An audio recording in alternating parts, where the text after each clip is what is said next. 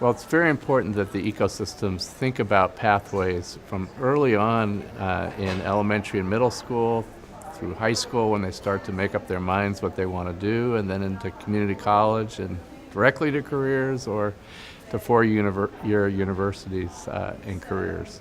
It's very important that ecosystems consider what it takes to go from the beginning to a job. And often I think we don't think about that, and it's critical that ecosystems do. We know that kids start to drop out of the STEM pipeline early, some as early as third grade when content kicks in. Eighth grade is a pivotal time for most kids because they're in middle school, they're trying on identities, they're thinking about what I really like about what I'm learning. So we lose a lot of kids at eighth grade. So when you look at the data, by the time kids get to their junior or senior year of high school, we've got just such a small group that are, in the past, have been thinking about science, technology, engineering careers. So we've got to keep kids engaged earlier on. That means for young girls, their fathers have to encourage them to stay interested and engaged in STEM learning in particular, but both parents.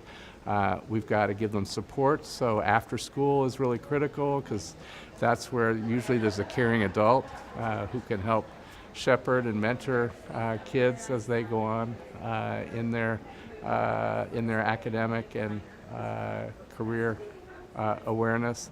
So we've got to really pay more attention to what the supports are and how kids stay engaged. So that's why the ecosystem is critical. We look what needs to be done outside of school to keep kids really working on projects, engaged in learning that's fun and that helps point them to the future, but that then they have a reason to really hunker down and really do well in their academic subjects.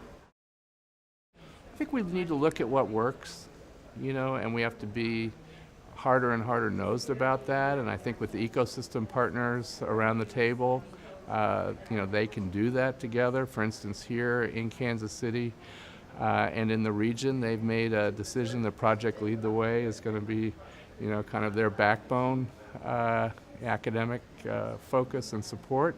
They've got the data to back it up. In other regions, it could be a robotics program, but whatever it is, we need to know what works with kids, about what not only engages them, but helps teach them the fundamental concepts and principles of engineering design and scientific inquiry and technological use. So I think we've got to get, harder nosed about deciding what really works with kids and how much dosage is needed. We know one-shot activities can spark initial interest, but if we want to keep kids engaged, it's got to be, a regular activity over a number of weeks. So we know what works, and I think we've got to be harder nosed about, really keeping what we know is successful and being willing to really cut our losses on those.